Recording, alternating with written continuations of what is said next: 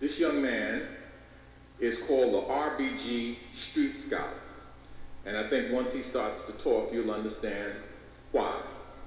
He is a master of various networks on the computer, and a lot of people that wouldn't listen maybe to some of our scholars will listen to Brother Mark Craig because they can tell that he really knows all about what is called the gangster life or the street life. He is also a physician. He has a medical degree. He's taught in medical schools in the Caribbean, and he's also well published. If you go and check his site, you can see some of his scholarly articles. He is one of the smartest doctors I ever met, and I've been telling him that for years. We went to medical school together, and he used to astound them, literally astound the faculty with his knowledge of the pathophysiology of disease. But today he's going to be here to talk. I see my daughter out there bearing witness because she's shaking her head. She remembers that Mark used to teach in a course that I used to run. My daughter, Santiago, please stand up. Just want to acknowledge her.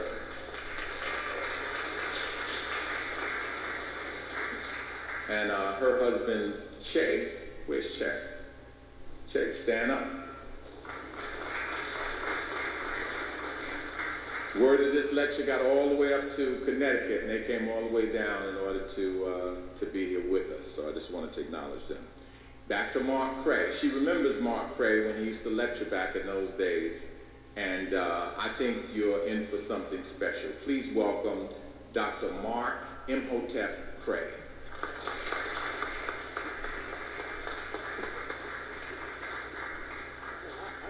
I can stand here. Can everybody hear me?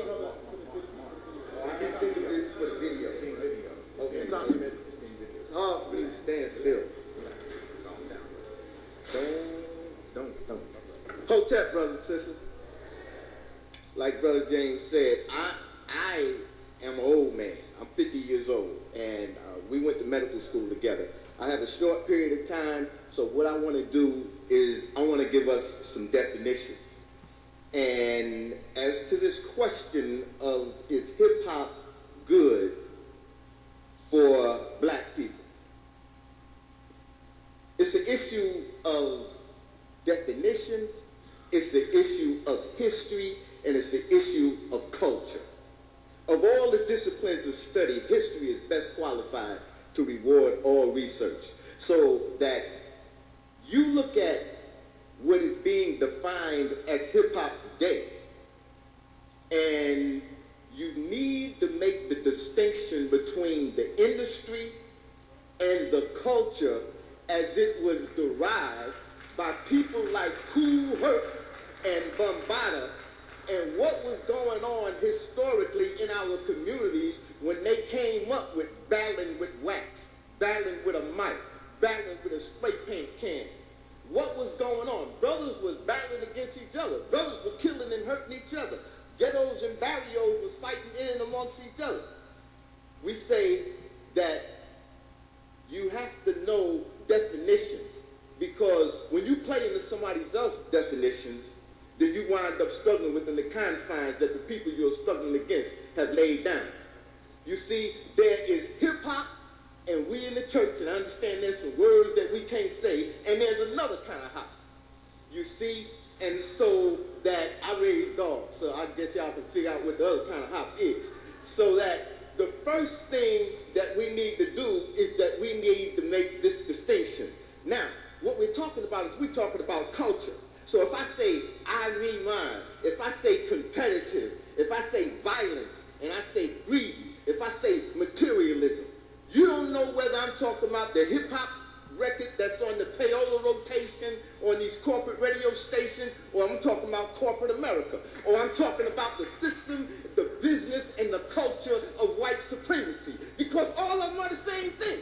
You see? So the first thing that we have to do is we have to stop calling what hip-hop is hip-hop. When hip-hop started out, we say it was the MC, it was the DJ, it was what y'all call graffiti or the urban art, okay, with the B-boys, and it was the knowledge.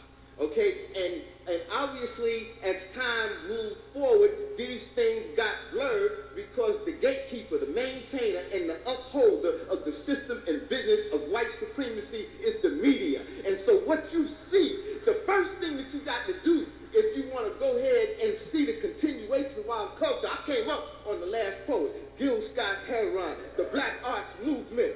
Mama Baraka raised me, okay, the spoken word behind the beat.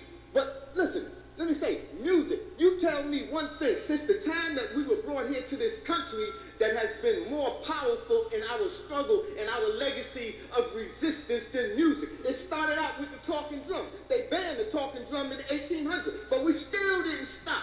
We still, what would we do? We would do we take the spoon, we do the ham bone, it's still the drum. Hip hop is a new age talking drum.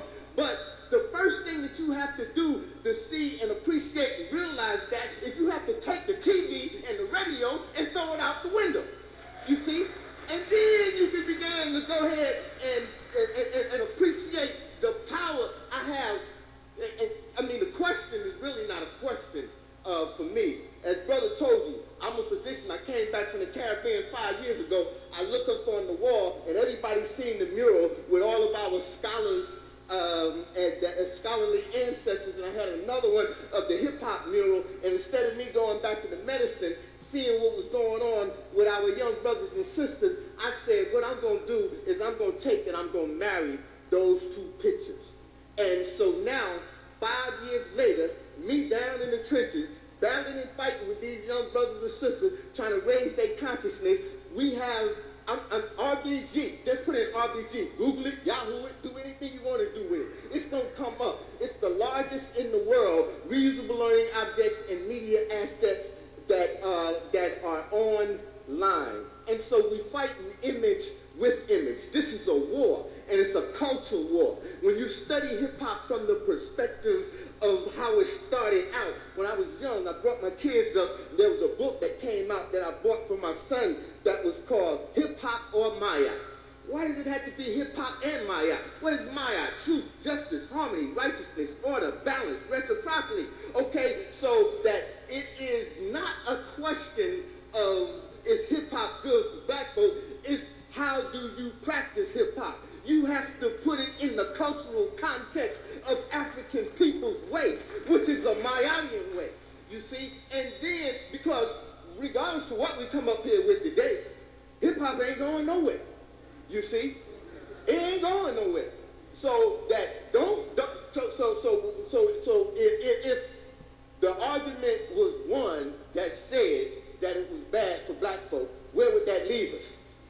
You see? So my decision was to go out in the trenches with the folk and to guide them and to raise their consciousness. We have 5,000 active users in the learning environments today, and there's over the 5 years that I've been online, tens of thousands of them that their consciousness has been raised. What we had and we continue with the music is the talking drum, whether it was jazz, whether it was the spirituals, whether during the Black Power movement, it was Max Roach and Archie Shipp and the Last Poets and Curtis Mayfield's tenor. You see, it was the music, whether it was the civil rights movement and gospel. It's been the music, ladies and gentlemen. So what is going to be captured? What is going to be used against us besides that which is most powerful? So you don't throw the baby out with the bathwater. You make sure that you take control of it, because it is the new age talking drum. I'm going to go ahead and close with that.